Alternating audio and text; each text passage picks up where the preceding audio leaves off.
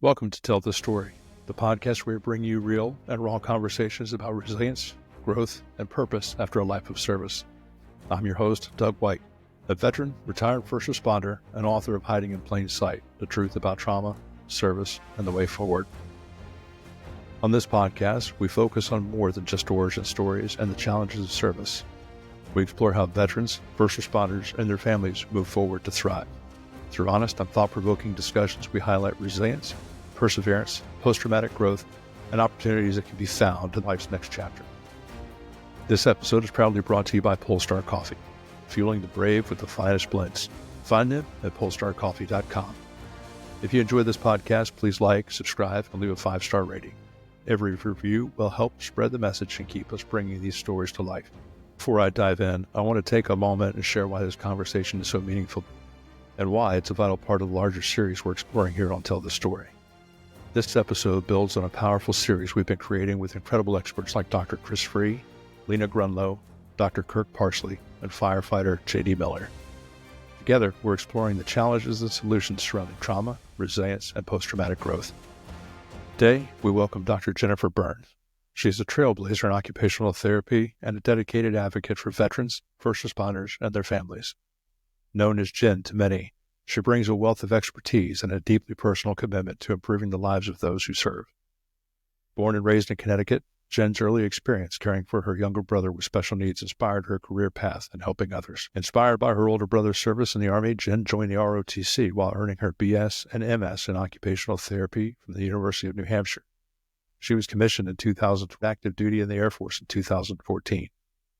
Over her 7-year military career, Jenn led groundbreaking initiatives, including the creation of the Air Force's first Special Operations Training Performance Team, and implemented innovative healthcare solutions for active duty personnel. After separating from the Air Force in 2020, Jenn earned her doctorate in occupational therapy from Boston University, and she founded 5x5 Performance Therapy, a holistic approach performance model for special operators and their families. In 2021, she co-founded Shields and Stripes alongside retired PJ Steve Nisbet, combining their vision for a holistic approach to care. Jenn also serves on the medical advisory board of the SEAL Future Foundation, working alongside experts like Dr. Chris Free to advance care for Navy SEALs and special operators. Today, Jenn continues her mission to improve the lives of veterans and first responders through Shields and Stripes, which provides a brain health-focused approach rather than the traditional PTSD framework. She and her team are dedicated to delivering holistic care that addresses brain injuries and overall well-being. Jenn is also married to an Air Force special operator, and they live in Alaska with their 2 children. Jenn, welcome to Tell This Story. How are you doing today? I'm doing great. Thanks for having me. It's No, an honor to be here. No, it's great to have you here. I'm so grateful that you've taken the time, and you're in Alaska. Yeah. So I know here, and I told you before we started recording, we're at about 58 here in Central Florida. What is the temperature there? Minus what? It's not that bad. It gets up to down to the negatives a couple times per year because I'm just a little bit north of Anchorage. But up in, the further north you get, it's dark and cold a lot. But here it's not bad. It's like 20, but it's been a really low snow season. So all of us Alaskans are pretty grumpy because if it's going to be winter and it's going to be cold, we want to ski. And the weather has just been not great this winter, but it's okay. So the harsh Alaska winter is not harsh enough for you. Is that what I'm hearing? Sure. Okay. Yeah, we'll put a positive spin on it. I'm not tough. That's a little too much for me. I like the cold weather because we get about maybe 4 or 5 weeks of winter here. Yeah. So I'm a little bit jealous. I don't want to be snowed in, but a little jealous. So let's get started. You have crammed a lot of wonderful work in a relatively short amount of time. You are very, very busy, but before we get into the things you have founded and the work that you've been doing, tell us a little bit about Dr. Jenn Byrne. What started all of this wonderful work? Yeah, thank you for asking. That's a very nice question. I'm a very big family person, and I feel very strongly that my experiences as a kid led me directly to where I need to be in life. So I was born and raised in Groton, Connecticut. I have 2 brothers. I have an older brother, Jeff, and a younger brother, Ricky, very supportive parents. And at some point, my parents decided to split up and divorce. And my older brother and I really just kind of took the lead from there. We got together and said, okay, who's going to take care of mom? Who's going to take care of dad? We kind of went our separate ways, but always came back together. So I went with mom, took care of little brother who has special needs. My older brother went with dad. And we were a little bit of troublemakers during that time because we had this newfound freedom. And we could have definitely ended up in different places. But my brother got in a little bit of trouble. He didn't do so well in college, and he found himself enlisting in the Army and just turned it around. And he found purpose, and he had this newfound sense of pride. And my entire family was just so proud of him. And I thought, dang, I need to do the same thing. So I told him that I was going to enlist in the Army. He caught wind of that. Took me out of school once when I was a senior, sat me down and said, you're going to be an officer, and you're going to be an officer in the Air Force. I was like, okay, fine, I guess I'll do that. And so that is how I combined my love for helping people and caring for people, which I started to do at a very young age with my younger brother, Ricky, and then combined that military purpose with a University of New Hampshire ROTC endeavor. And that's where the military really helped me take all of that passion and put it into a purpose. It's amazing what service can do. It can bring that purpose and bring that discipline and drive to people that where it's underlying, it just needs that impetus to bring it out. And it's amazing how that happens. I heard you on a different podcast, the Aware Now podcast, and you dove a little bit deeper into your love for occupational therapy and your time with Ricky. Would you mind sharing some of that with us? Sure. I found myself just falling in love with that segment, and I wanted to share that with people because I thought it was so beautiful and talks about the servant's heart and the purpose and a why that's driving you still to this day. Sure. So Ricky is less than 2 years younger than me. And I remember from a very early age, and now I look back at it, I'm in my 30s and I have children. My parents were in their early 30s. Ricky was their third child. And they didn't find out that he had microcephaly until he was 4 months old. But I remember, the only thing I really remember from a very young age, I was almost 2 when he was born, was that we were always told that Ricky was put into our life for a purpose and that he was there to guide us and to teach us. And my parents made it very clear to my older brother and I that we were to learn from him and we were to protect him. So that's what we did. And Ricky and I, being closer in age, really kind of allowed us to go through school together. In high school, I would pull him out of his classes and bring him to like the homecoming events. I got in my fair share of fights when I was littler, defending, any words that I didn't appreciate, whether they were directed at Ricky or not. I felt very strongly about that. But I love that. Yeah, it's some of my parents' favorite stories about being a 5-year-old little girl, like with bows in her hair, like showing her fists at somebody in the grocery store if they stared a little bit too long at my baby brother. But I started to like take on this occupational therapy role authentically when I was very young, trying to figure out how do I make life easier for him.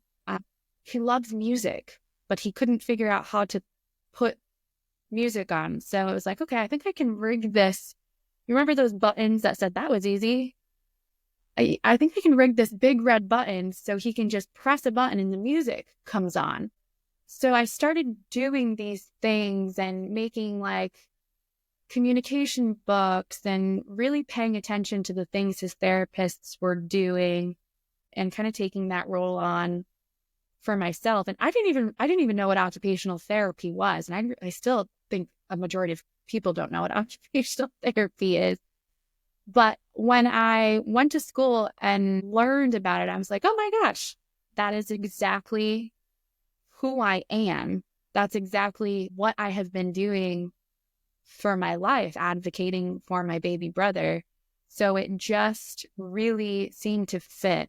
And when I started really investigating occupational therapy and mental health and occupational therapy in the military, it was done. And, I was an average student when I was kind of forced to study everything in high school. And I became a 4.0 or close to it student once I was able to really study something that I loved.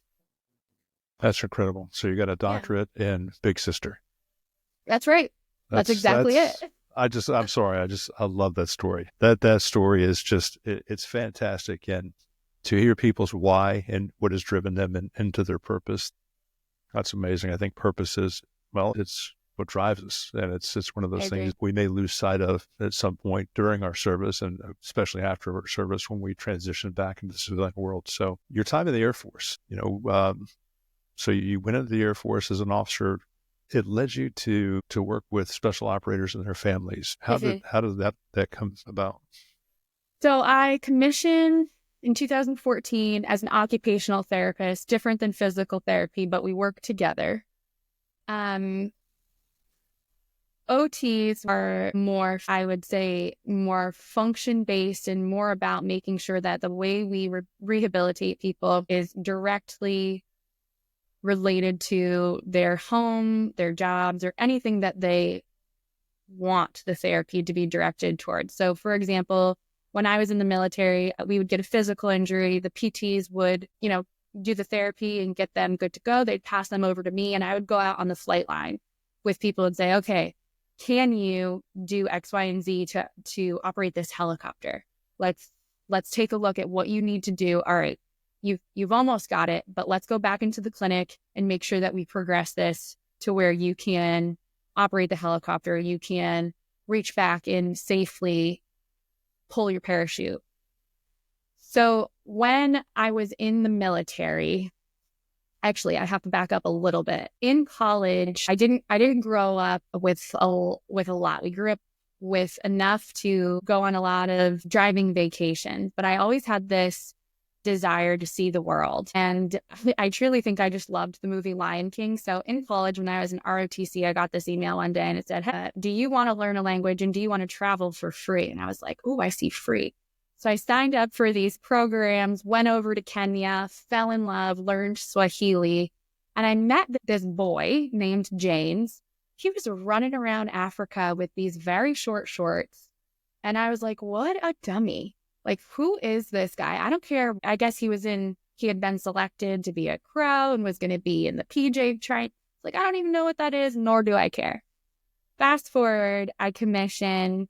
I moved to Texas. A couple days later, this boy, James, says, hey, I need a ride.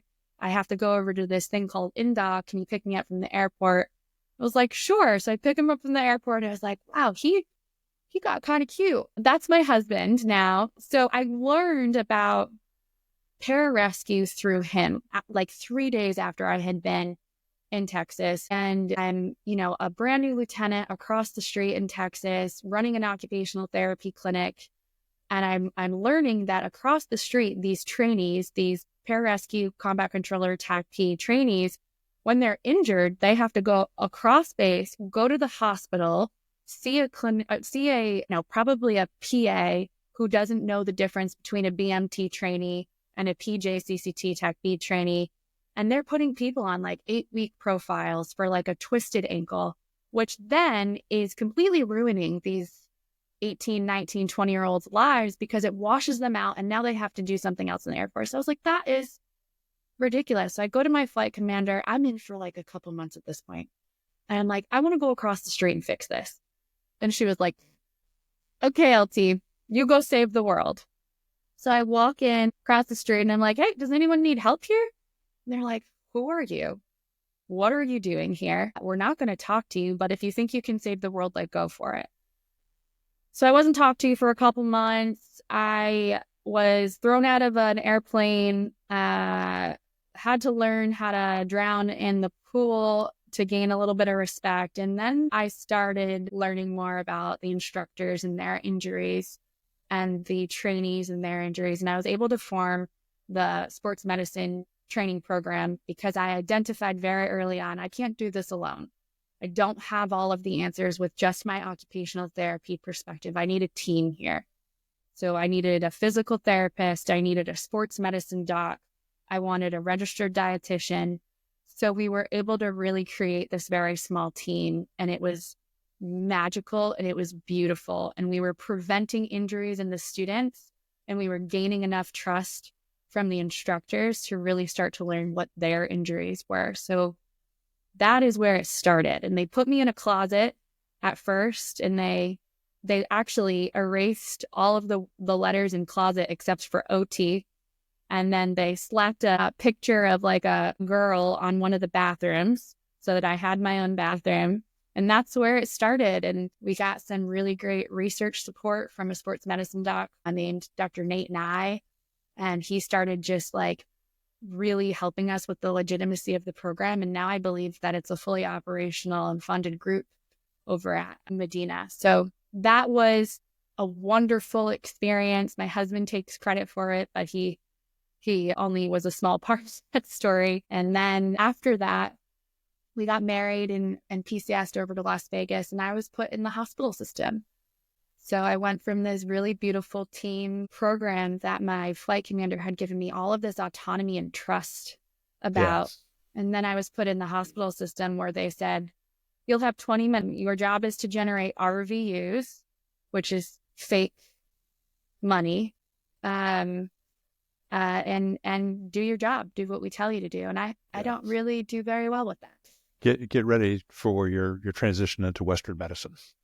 Right. So I was like, you know what, this doesn't make sense. I need to learn more. So I was pulled up to the exec position with the group commander, hoping that I would learn more about being able to positively change things, because I was always either being awarded for finding loopholes or getting in trouble. I was going to bring that up. I love the find a way to say yes. I love that. Yeah, I was like, this makes no sense. This is our military. Why are we waiting for these men and women to be injured and come into our hospital? Why are we not out on the line with them, educating, doing programs? Let me see. I was with the Thunderbirds for a little bit. I was like, okay, as soon as you get off of that airplane, come see me if your elbow hurts, right? Let's nip this in the butt before it gets worse. Doesn't that make sense? Doesn't that save our military money, but doesn't that make us more ready? That was my argument, and they were so sick of it. So I was up at the group level, and I think the nail on the coffin for me was when I learned that Congress awards hospitals according to how sick you keep your hospitals. So the busier you are in your hospital, the longer you keep patients there, the more RVUs you generate, the more money you get. And I was also, and I have no problem saying this, there was also a specific full bird colonel there that was in power, and he was awful, terrible. And I was like, this is interesting. So saw him get a couple of LORs for awful things, and he was removed, right? But he was just promoted and put somewhere else. And I was like, okay, you know what? This is the signal for me. We PCS'd over to Eglin, and I did some good work over there. But it just got to the point where I came home and I told my husband, who said, the way that I'm able to impact people depends on the leash that my flight commander keeps me on. And I can help more people. I know that I can help more people as a civilian. And as heartbreaking as that was for me, my husband agreed, and he said, okay, go for it, but you're going to need to create something and don't quit. And I was like, well, all right. I don't know I don't really know that that's a problem for you. It doesn't seem like it. No? It doesn't seem like it. I wanted to form my business and be successful the next day. Okay. Well, that sounds legit. Yeah, I get it. I not bringing in like financial support, and we didn't even have kids at the time. Not bringing in financial support in my marriage for like probably a full year really bothered me. When I had to turn in my CAT card that said I was a captain and I got you are his dependent card, I cried. Cried. So I will be honest. I think you're probably the first person that I will admit. I probably talked about quitting to my husband a couple of times, and I knew what his response would be, and he wouldn't let me quit. So I'm really happy. I'll give him that credit. I'm really happy Yeah, he that I made it had through the his support. pipeline and he's still in. I don't believe there's any quitting him. And Yeah.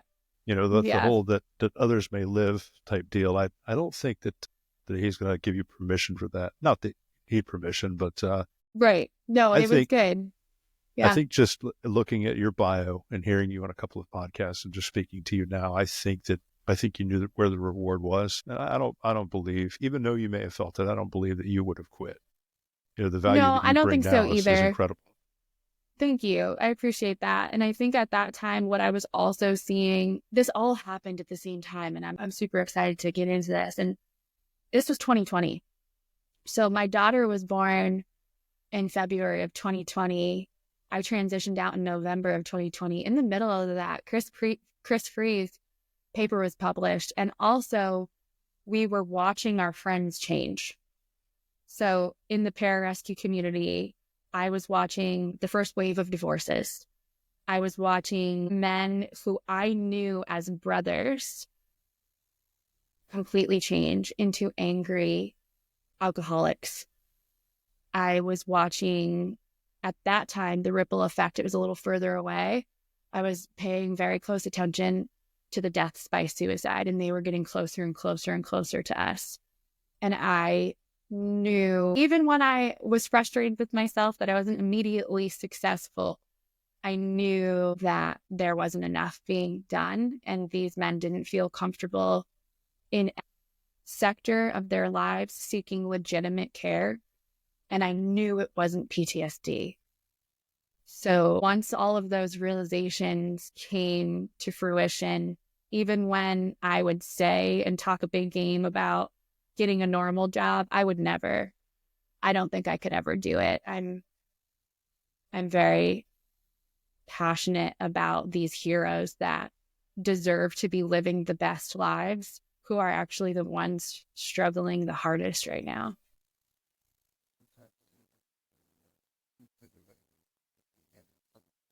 I really just want to take all that in because of everything you just said is, and it's a problem. It's a problem. And specifically when you said they don't trust traditional care to help them, it's just not, it's not there. And so moving forward in 2020, you found a study. What was that study? How was that impactful, and how has that driven you even still to this day? Gosh, you have these like core memories. I mean, you and I were talking about how you hear something, you read something, and you have this like physical reaction. That's it. Yes. That's it. Yeah. Right? So Yeah. I was reading this and I was going through the symptoms, and I was like, it was like a finally someone is standing up and saying, hey, DOD and VA, you have gotten this wrong for the past 20 years. And let me be clear, I think that there are a lot of very well-intentioned humans that become clinicians, but the system burns them out and it does not allow them to grow and notice these trends. They're just so busy trying to generate RVUs and be in this machine. So when I read that, it was finally a moment of, okay, I can breathe. I know I'm not overthinking this. This is really happening. And it was also this simultaneously instance of, oh my gosh, I have to do something. We cannot wait for this research to take off. We cannot wait another year for the policy to catch up. This is happening to my brothers, my family members now. So it was this moment of aha and relief with a simultaneously sense of extreme urgency. So I held and I still do, Dr. Chris Free in like the highest regards. And I was so nervous to reach out. And then finally, I was just like, I have to talk to him. I can't do this anymore. I have to speak to him. And I kind of felt like a fangirl during our first conversation. He was like, Jen, you have got to stop calling me Dr. Free. I had the same feelings. I'm laughing at you because it was like, I can't reach out to this guy. I mean, I know. I'm going to be a total fangirl. He's going to think I'm a dope and not answer my email. I did the same thing. So we talked very early on, and he just, he has been really a mentor to me. I text him all the time when I see legislation and articles and studies. And so he invited me onto the SEAL Future Foundation Medical Advisory Board. But I mean, going back to your original question, that article changed the trajectory of my professional life. It gave me a theoretical concept to kind of like, okay, this is what we know is happening. I don't really, yes, research needs to be done. I've been in this community long enough to know the difference between what is real and what is truth, which is exactly what this paper is saying. I still see that we need more research. I get that. I don't have the time to put my effort here. I need to put my effort here into saving the lives of people who think that they're going crazy. Yes. They're not going crazy. It's a brain injury. So please, like, put together a couple of programs. So I've got my special operators under one area with my business 5x5 here. That's how Steve found me. And then we've got our more conventional and our first responders, firefighters, police officers, other first responders over with the Shields and Stripes nonprofit umbrella. Well, I want to get into both of those, but first I just feel like I have to share with you, and I share this with this, when I got to speak to him doing my podcast and just texting back and forth and Instagram and all that stuff. When I read the study, it was mid to late 2023. And I was afraid of it because operator syndrome. I wasn't an operator. I know operators. I know what operators do. I'd gone through all the screening for the VA and all that stuff, answered questions. Oh, you have a minor TBI. Okay. I don't know what that means because you didn't tell me what it meant. And so I discounted a lot of that stuff, but I started looking at the physiological and the neurological, that there was a play, that if you're not sleeping, hormones are not going to regulate. If that's not happening, they're not going to repair muscle. It's a doom loop that chews you up. Mm-hmm. So I took bits and pieces of it, and I didn't attach to myself just because operator syndrome is a bit of a misnomer, and then when I started hearing him in podcasts, personally speaking, him saying this also applies to basically high drive first responders. Mm-hmm. And I said, okay, I'm back in the game here. And I started educating as much as I could, not educating, but informing my doctors, my health team, because they don't speak to each other, and tried to inform them these are the other things that are going on with me that you're not seeing. And I talked about brain fog. I talked about forgetfulness, and the psych at the VA actually said, well, how about sticky notes? I read a lot of sticky notes. Like, my house is covered in sticky notes. That's your medical advice. 3M sticky notes. Okay, cool. So I just kept going on my way, tried to do sleep hygiene and everything else like that. But when he released the book, the study it's robust, but it's a medical study. The book is an absolute, I don't really call it a roadmap, it's a treasure map. Mm-hmm. And I got that, and Jen, I read it cover to cover, and I tabbed pages, and I colored, and I wrote notes and wrote pages of notes on the side, and I got done with it, and I cried. Yeah. Because I finally had a name, and it wasn't PTSD, and Dr. Chris, says that the main thing with PTSD is the fear reactivity. I never had the fear reactivity. I had all of the other stuff, but I was never afraid of a bad guy. Got a bomb call out. Yeah, it's the absolutely, opposite. Absolutely. You could put me in a chaotic scene and I'll remember everything. That's my space. I love it. You put me on the couch and ask me to memorize a grocery list, we're not having it. I'm not even listening to the grocery list. So, I was a little bit nervous about all of that. Anyway, the easy button was the PTSD, but when I found out all the other stuff, and of course then retiring, then, things start to slow down. Everybody's still doing the job. You're not doing the job anymore. The fear reactivity, things start happening because your body starts to, my experience, my body started to regulate. I was no longer always in the hypervigilant state. So when something would come up that would pique me, I would have the physical reaction that I never noticed before because my brain just registered that as a Tuesday afternoon. Right. So I applaud the work that you've done with that. That's great. Thank you. And to go back on a couple of things you said, I think we treated, 105 operators last year, and way more on the Shields and Stripes side, more than 50. All of this to say, the biggest challenges that we see for our men and women are not the job. You are conditioned and you are taught how to respond to life and death situations very, very well. That's training. That's operant conditioning, Lieutenant Colonel Grossman. When you go into your home and your spouse is stressed, your kids are having a temper tantrum about a toy being the wrong color, you're not taught how to respond to that. So one of the biggest challenges that we find is the biggest challenge for people is actually in the home environments, is in the interpersonal relationships. And one of the things that will always, when we get specifically our operators in a room, these guys who are war fighters, big and tough, when I ask them about emotional numbing, so knowing that you love your wife, you know that you love your wife, you know that you love your children, you would still do anything to protect them, but you don't feel it anymore, is a big challenge for people. And I hated myself for years and years and years for that very reason. Well, when we get back to the root of the brain injury, this is why it's so important to get this information out there. When we think about brain injuries, the chemicals in your brain are off. Love has to do with brain chemicals, and those feelings, right, are from brain reactivity. When you are out and you're in combat, it is a survival mechanism, or not even in combat, in training. It is a survival mechanism to shut that part off.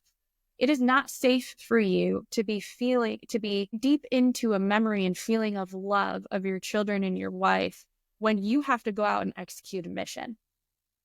So these things are suppressed for a very good reason for a really long time. And then let's put brain injury on top of that.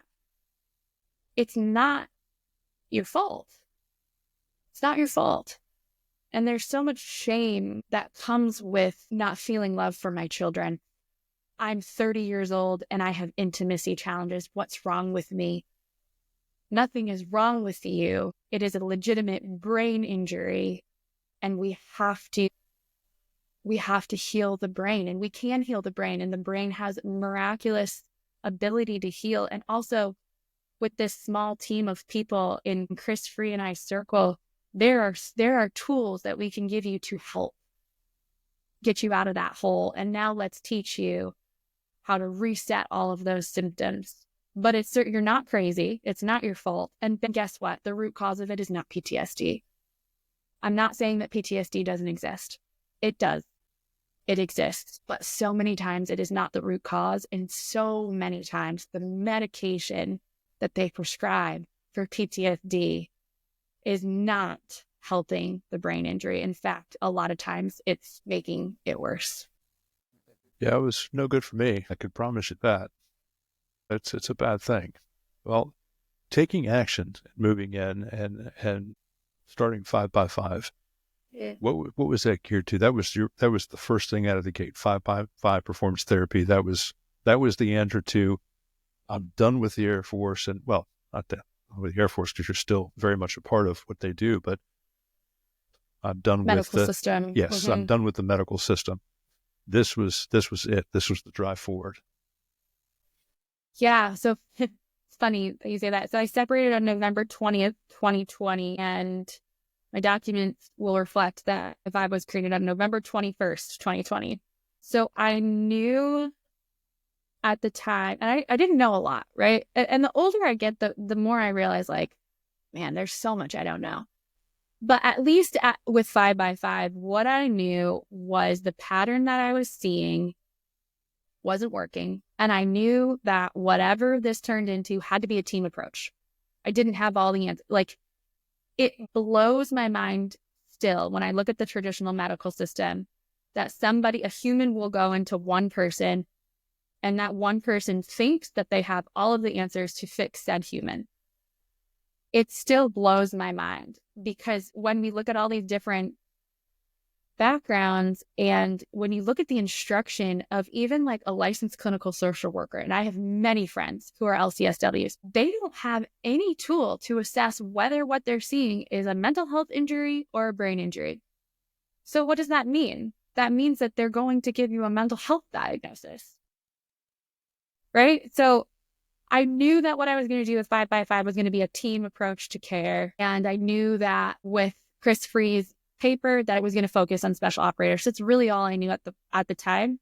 And then I just started recruiting people who were smarter than me. And I will tell you right now that every clinician on my team in 5x5, I will say, is smarter than me, right? And then even with the Shields and Stripes, Steve and I are very good at recruiting people who are very intelligent and who know so much more about things that we have no idea about. So we just, in both ways, we just started surrounding ourselves with experts and people who were very experienced and good at their jobs. And that is where both kind of took off and turned into the beautiful programs that each are. So the 5x5 is special operators. And I will say, I'll change that. It's operators, because we take EOD. We've worked with quite a few helicopter pilots and backenders, especially at the 210th up here. We've taken quite a few Marine infantries. So to say no to somebody like that would be absolutely silly. So 5x5 is operators, and it's got its own distinct flavor. We really use operator syndrome, and then Shields and Stripes is conventional and first responders, and it's got its own flavor. Tell me more about the Shields and Stripes. I think what y'all are doing there, I had listened to the cohorts and the athletes and the terminology you're using, and I think it's a wonderful program. You want to share some of that with us? Yeah, absolutely. And if you know what, you should get Steve on. So Steve Nesbitt is my co-founder. We've been doing this together for years. I will tell you that the nonprofit world is so complex, and there are so many things to learn and so many nuances and rules and regulations. I don't know that I could do this with any other human. He is an incredible leader, and I only compliment him one a month. He's an incredible leader.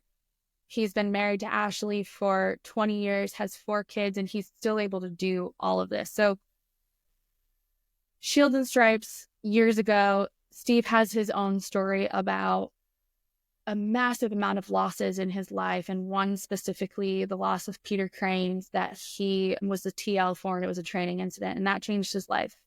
And he was on the route to dying by suicide, but he decided to take this trauma in his life and turn it around and do something. And his father was also a police officer. And so he has his own story, and he knew he wanted to do something, right? So we were on the phone together in 2021 talking about what's wrong with the American medical system. He's getting my perspective from 5x5.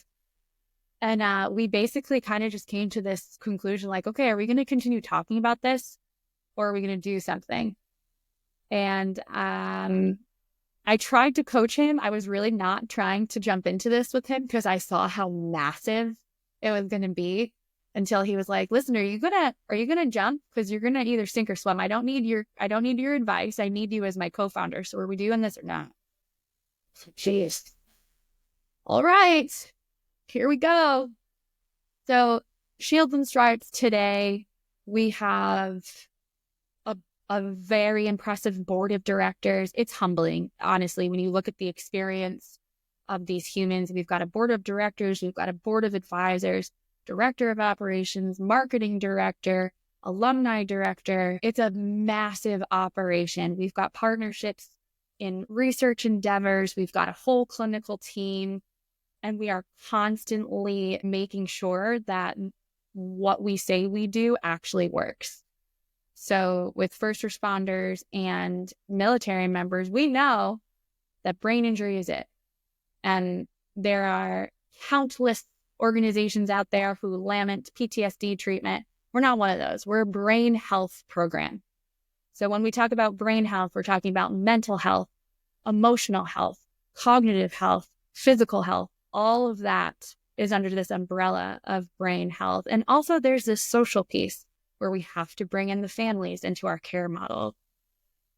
So we partner with an elite performance institute. We take 8 service athletes is what we call them. They're a mix of police officers, firefighters, some operators are in there, conventional, and we put them through a 3-week intensive program where we they hit the floor, strength and conditioning, and they're training next to professional athletes like NFL football players, MLB, NHL. They're all on the floor together.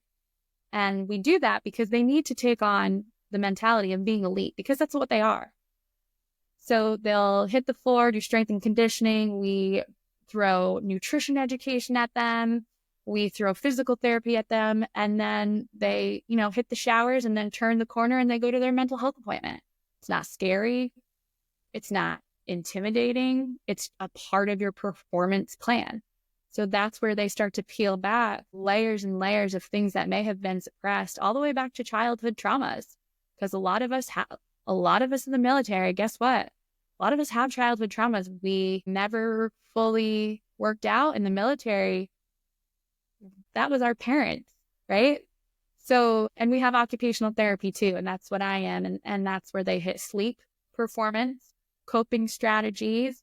What's your 3, 5, and 10-year goal? So it's very comprehensive. And then 9 weeks following that. So they leave us, and then 9 weeks are equally as intensive, where we bring the spouse into the conversation. And then we're continuously checking in with them, making sure that they're progressing their program into the home and work environments. That is incredible. Thank you. The 9 weeks, that's done with telehealth?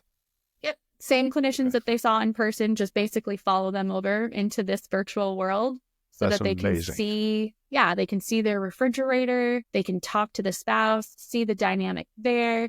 They can see what their, personal environments look like to make adaptations for sleep. So we're utilizing kind of this hybrid model to really make sure that we're having a lifetime impact on these humans. And we are. I was going to say, it sounds like it. And when they graduate, they become alumni. So you're not done with them. No, I tell them, you guys are stuck with us. Like, get ready. Actually, it's a really fun statistic. I think right now you have it should come up with like a warning sign. I think you have a 25% chance of getting the Shields and Stripes tattoo upon graduating with us. We have had 15 people get this tattoo. So you enter into this alumni pool and everybody comes together. And we have an alumni director and she's crushing it. She'll throw out, retreat opportunities, and we have strength and conditioning programs that they can come on to. We have guest speakers come in.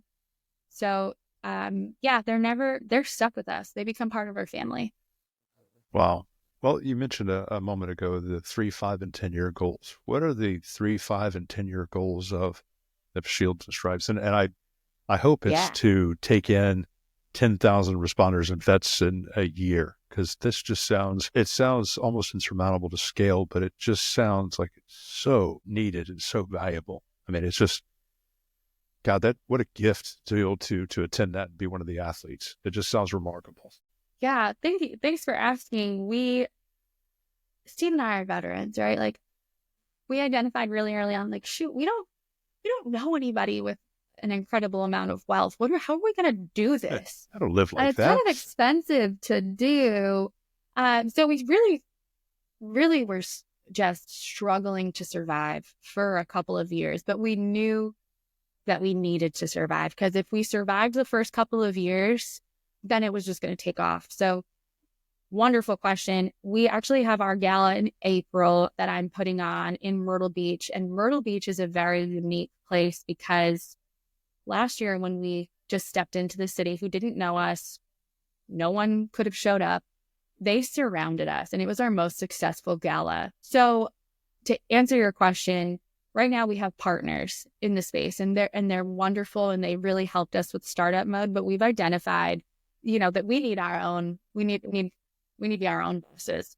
So we are going to have our own facility. And if you can kind of conceptualize a facility, for example, in Myrtle Beach, well, we're still going to host our legacy programs. So being able to put through, the eight people in cohorts all around the United States, a mix of whoever we select to go through our programs in Myrtle Beach. But we're also going to positively impact that community by opening our doors to the police and the first responders of that community and or the state. So now, instead of having to travel all the way to Arizona and go through this application process, You've already got one in your state. So we need to solidify our first one. After we have that first one, after that city buys off on us, it's going to be wildfire. Yeah. Yeah, I would imagine. Because we're going to if we look at dollars alone, we're going to save, and cities love dollars, an insane amount of money by taking care of humans. And that is a win-win situation. Would you rather have a hungover, angry police officer show up to your door? Or would you rather have somebody who has these resources, someone who's healthy from the inside out, show up at your door to protect you? So we'll transition there in 5 years to regional facilities. And then eventually Steve will tell you, he's the visionary. I'm constantly like, I'm trying to reel him in. He is the visionary, and we want to have a Shields and Stripes facility in every state. I don't know the feasibility of this, and I know nothing about the nonprofit space or anything like that, other than it is very confusing. I helped and volunteered for a veterans charity, and it's just the rules going into that stuff are just, like you said, it's mind-boggling. Mm-hmm. But there are law enforcement agencies out there, state agencies out there, universities, in large cities that have the capacity to fund and host these things. They have the facilities. Here, the Tampa Police Department, Hillsborough County Sheriff's Office, big budgets, large departments. What's the possibility? And I'm dreaming here, but what's the possibility of having people employed by these agencies trained and how to do this, or bringing on staff of their own and having their own Field and Stripe facility there at their organization, or, the University of Central Florida presents, the University of South Florida presents. What are the possibilities of this framework of the comorbidities that go with PTSD, and then, operator syndrome, firefighter syndrome, first responder syndrome? Is there a world where all of this stuff is put together, where they put the physiological with the neurological and say, this is a thing and this is how we should be treating it? Everybody buys off on this idea, and I could drive from my house 15 minutes to the University of South Florida and do this every day for 3 weeks and get the treatment that we need. Yes, is a world. That's a beautiful thing. And this world is catching up. And I have this listed out. 2020 operator syndrome came out. There was a 3-year lag, Doug. Not a lot was happening. Chris Free's book comes out April 2024, Blast Over Pressure Safety Act. April 2024, FDA approves rapid blood tests for TBIs. December 2024, Task and Purpose. Congress demands answers on low testosterone among special operators. December 2024, Top Gun Navy pilots, brain injuries. Yeah, right? Saw that. That's what started the LinkedIn thing. Right. Okay, we've got the momentum. We've got the attention. Now let's do something. Don't create something new because we've already got it. No, so it's exactly what there. You're saying. And what we really love is the idea of partnering with universities, because what we've got right now is beautiful. We've got this partnership where our athletes are working out on the floor and taking on the persona of being an elite athlete, like a professional athlete. So our service athletes are now on the floor, and this mutual respect happens, and it is so amazing to see professional football players saying, hey, can I work out with you guys today? I want to show you my respect. These are big names, right? So there absolutely is a world, and it's not that hard, to be quite honest, where we grab universities, professional sports facilities, and we partner. Maybe we don't have to build our own facility. Maybe we operate in tandem. And how amazing would it be to have our professional athletes get to know the names of the kids of their local police officers? That, to me, is common sense. So I think there is a world, Doug, and Awesome. I don't think that we're going to be going anywhere. No, I hope not. And while you're saying that, I could see right now, Shield and Stripes sponsored by USF Bulls, UCF Knights, the Buccaneers, the Rays, the Lightning. I mean, the money is there. The need is there. God, this is exciting. I mean, I thought I was just going to be interviewing you. I didn't think I'd be Just electrified. I knew what you guys did, but I'm glad I asked the question about what your vision is. This is, it would be amazing that just to make sure. Well, I've said this dozens of times, but the biggest responsibility of leadership is to ensure that your people are whole, whatever that looks like. Yeah. And if your people are whole and they are functioning at work, more importantly, functioning within their family, making a better mother or father makes a better cop or firefighter, makes a better member of the community. Everything is working as it should. We're taking care of these people. First, we're front loading in the academies, letting them know that here is the science.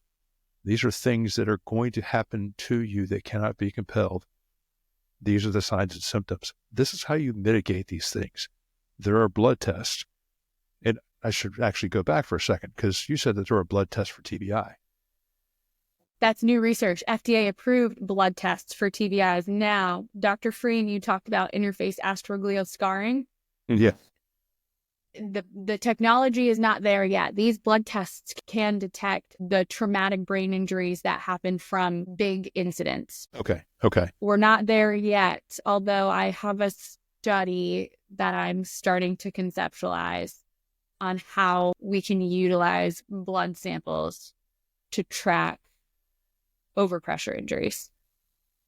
That would be groundbreaking. But I mean, just going back and looking at the blood markers for hormonal imbalance, your cortisol levels. Get their baseline. Yes, as the soon baseline. As they come in. Well, we do a medical physical when we join the responder disciplines, but that's it, unless you join a specialty team. Now, when I was on the bomb team, we had the mental eval, and then we did that every year along with the physical. But that's not mandated for everybody unless you're on a specialty team. Why are we not mandating that statewide for every state, for all responders? That way I can see that over the course of my 20 to 30-year career, these are my hormonal markers. This is my cortisol. This is my testosterone. This is my estrogen. These are all the things. If you're working on midnight shifts, every 2 or 3 years, you should be doing a sleep study to see where you are. 100%. All of these things ensure your people are whole. That will take care of retention, recruitment and screening, knowing that when I go into this, they're telling me these are the things that I'm going to experience. And there's already a framework there for them to take care of that. There are so many things that can be done that don't cost a lot of money, but the infrastructure is there. We already have an EAP. Why don't we have something that is detached from your insurance that I can go and get help if I need it, that doesn't report back to my organization? Hopefully with showing people that these are physiological and neurological changes on the cellular level. I think doing that and getting people to buy off on that is going to destigmatize the entire mental health or mental fitness. And I apologize for using air quotes. I can't believe I just did that. I'm going to sit on my hands here. No. You're right. But, and that's why we don't have mental health in either of our names. I'm not called 5x5 mental health. Well, and I think it's performance. It's human performance. When you say mental health to a cop or a firefighter, they're thinking somebody that needs to be Baker acted or committed for the 72-hour holdover. It's a mental health issue. Whoa, hey, we don't want to say crazy, but we'll say mental health. I don't like how that's been stigmatized for anybody because it's a scary thing. Why don't we call it brain health? Why don't we call it brain health? Yes, because what it is. Even even depression, right? Major depression. Let's say it's actual true major depression. That is a brain chemistry alteration. Why are we still calling it mental? It's brain health. Baker Act, brain health. It's absolutely, it's silly to me. It's silly to me to call it anything else because you're going to inspire fear and whether it's true or not, we can talk about that for hours. When you say mental health, it's going to be equated to weakness. Yes. It is. We have to change the language. You've already said it before. We have to change the language. And I'm not lying, right? This isn't me changing the language just to convince you guys to come and to convince you guys to trust. It's changing the language to reflect what has actually happened. I'm reading a book right now about World War I and what the soldiers looked like when they came back from this trench warfare. And it's shocking. It is exactly the same. Our brains haven't evolved so much since World War I where we're experiencing these brain injuries from blast warfare differently. But we haven't really made a lot of progress since World War I. No, because we treat them with pills. Like, so, I appreciate everybody being so excited about this. And I really do. But it truly, when it comes down to it, this is a common sense approach to taking care of humans and their families. Well, it's holistic too. Science. That's Right. the thing. It's holistic because, it's an all systems approach. You have to do that because, again, one feeds the other. If it's not working, the other things are not going to work because this is one thing. Everything inside of me is controlled by one another. It's amazing to me. So you mentioned the gala, South Carolina in April. I'm going to put that in the show notes and also the link to shieldthestripes.org so people can go there and donate. What is the cost to sponsor an athlete? How much does it take y'all to get an athlete from where they are to either Florida or Arizona to do their stuff? For the 12-week program, it's $20,000 per athlete. And we take 8 service athletes per program. When we have our own facility, that number will change. Of course, we have to take into consideration that we're flying them out there. They're staying at a resort-like facility where they get everything that they deserve, right? But as far as donations are concerned, all of these things are very clearly broken out so our donors can see exactly where their dollars are going. So some people can't sponsor an athlete, but some people may be really interested in sponsoring their travel or their hotel or the food that we provide them that's catered per their nutrition meal or for their nutrition education.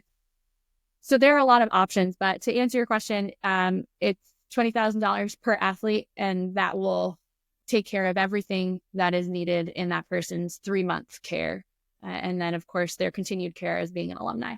$20,000 sounds like a lot. And again, I'm a vet myself. I'm a public servant. And now that I'm retired, I'm on a fixed income, wink, wink. 20 grand, so that's a lot of money.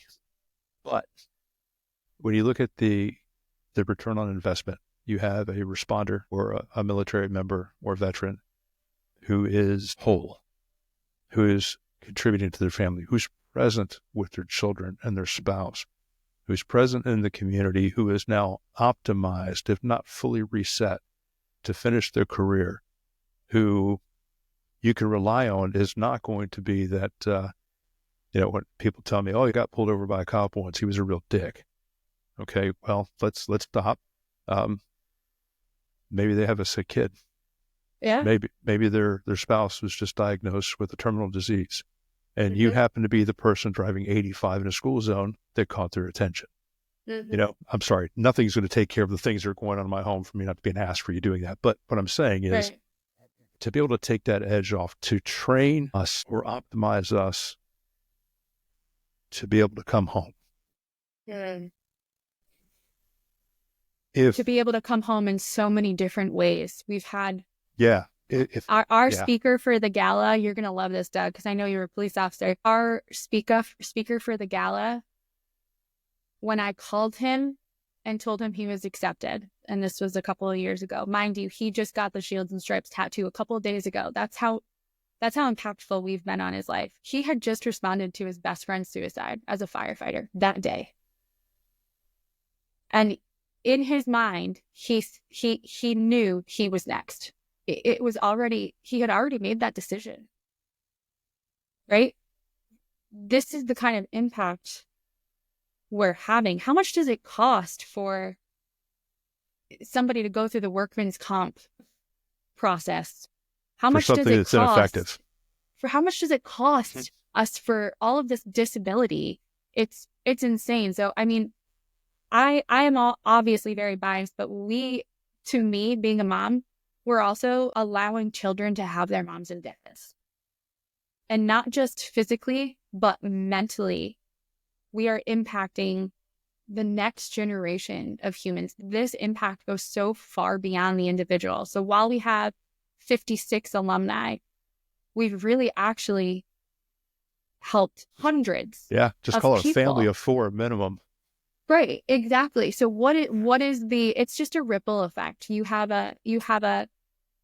have a family, and you have someone who knows how to love and show support. We've saved marriages, but also, like I said before, that police officer, that firefighter responding is now ready and prepared to save you. So it's a community impact. This is not political.